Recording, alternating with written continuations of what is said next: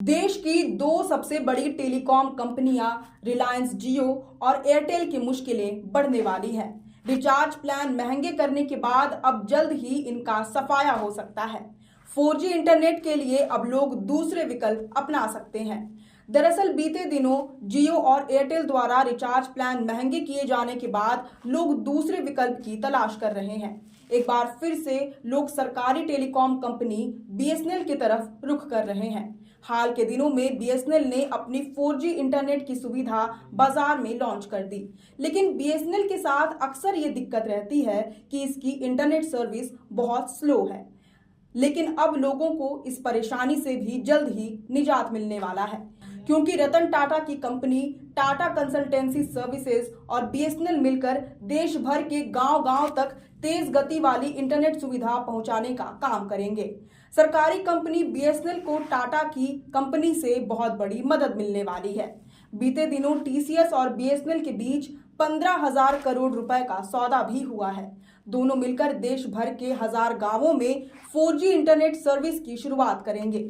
इस वजह से जल्द ही लोगों को और भी फास्ट इंटरनेट सुविधा मिलने की उम्मीद है। टाटा भारत के 4 क्षेत्रों में डेटा सेंटर भी बना रहा है, जिससे देश में 4G इंफ्रास्ट्रक्चर को और मजबूत बनाने में मदद मिलेगी। वहीं BSNL की ओर से देश भर में 9,000 से ज्यादा 4G नेटवर्क को लगाया गया है, जिसे 1 लाख करने का लक्ष्य है। भारत में जैसे जैसे जनसंख्या में वृद्धि हो रही है, वैसे वैसे इंटरनेट यूजर्स की संख्या में भी बढ़ोतरी देखी जा रही है। TRAI ने कुछ दिनों पहले एक रिपोर्ट जारी की थी, जिसमें उसने बताया था कि देश में इंटरनेट यूजर्स की संख्या बढ़कर 93 करोड़ 61 लाख हो गई है। ये संख्या आने वाले समय में भी लगातार बढ़ती हुई देखी जाने वाली है।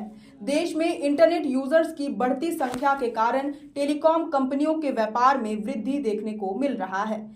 फिलहाल देश में मुख्य रूप से 3 टेलीकॉम कंपनियां हैं, रिलायंस जियो, एयरटेल और वोडाफोन आइडिया। वहीं सरकारी टेलीकॉम कंपनियों में BSNL शामिल है, जिसका क्रेज समय के साथ खत्म होता चला गया। वजह रही जियो और एयरटेल द्वारा घर घर तक फास्ट इंटरनेट सेवा उपलब्ध कराना। वोडाफोन आइडिया भी इस रेस में पीछे नहीं रहा, लेकिन इसी साल जुलाई के पहले सप्ताह में तीनों ने अपने रिचार्ज प्लान काफी महंगे कर दिए, जिससे आम लोगों की जेब पर बोझ आ पड़ी। इंटरनेट सर्विस का लुत्फ उठा पाना अब कई लोगों के लिए चिंता का विषय बन गया है, खासकर गरीबों और विद्यार्थियों के लिए। जियो ने अपने रिचार्ज प्लान में 12 से 25% तक बढ़ोतरी की। इस दौड़ में एयरटेल और वोडाफोन आइडिया ने पीछे न रहते हुए 10 से 21% तक अपने अपने रिचार्ज प्लान को महंगा कर दिया। इस वजह से कई लोग सरकारी टेलीकॉम कंपनी BSNL का रुख करने लगे हैं। बहुत से लोगों ने महंगे प्लान्स को लेकर सोशल मीडिया पर अपनी नाराजगी जाहिर करते हुए BSNL में अपना नंबर पोर्ट करवाने की भी बात कही है। सोशल मीडिया प्लेटफॉर्म X पर भी बीते कई दिनों से #PortBSNL ट्रेंड कर रहा है। लगातार अपील की जा रही है कि सरकारी टेलीकॉम कंपनी BSNL को पुनः खड़ा करने में सहयोग करे, ताकि निजी कंपनियों की तानाशाही खत्म हो सके। लिहाजा BSNL की मांग लगातार बढ़ रही है।